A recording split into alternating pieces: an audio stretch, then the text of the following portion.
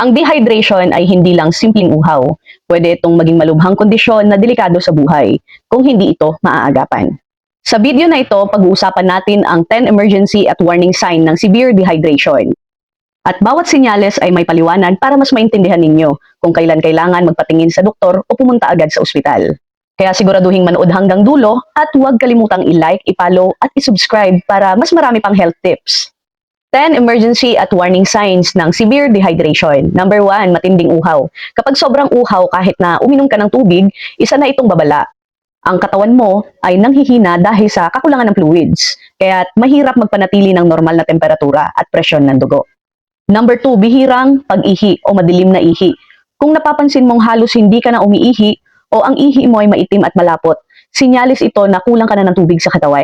Dahil ang ihi ay paraan ng katawan para alisin ang toxins, kaya delikado kung hindi ito nagagawa ng maayos. Number 3, tuyong bibig at labi. Ang cracked lips o dry mouth ay palatandaan na kulang ka sa fluid sa katawan. At kung hindi ito maagapan, pwede itong humantong sa impeksyon sa bibig o balat. Number 4, pananakit ng ulo at pagkahilo.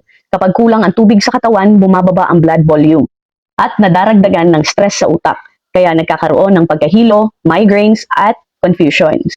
Number 5, mabilis o irregular ang tibok ng puso. Ang dehydration ay nagdudulot ng tachycardia, mabilis na tibok ng puso. Dahil sa kakulangan ng fluids, nagtatrabaho ng mas mabigat ang puso para mapanatili ang daloy ng dugo.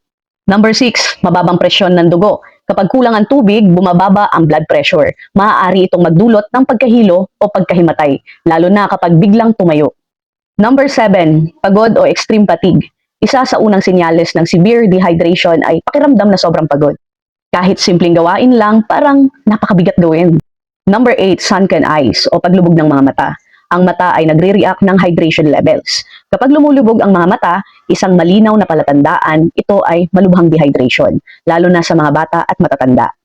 Number 9, thick or sticky skin. Kapag pinipisil ang balat at bumabalik ito ng mabagal, sinyales na kulang ang fluid sa katawan.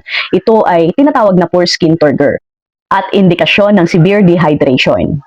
Number 10, confusion o delirium. Kapag naabot ang mga malubhang stage, maapektuhan na ang utak.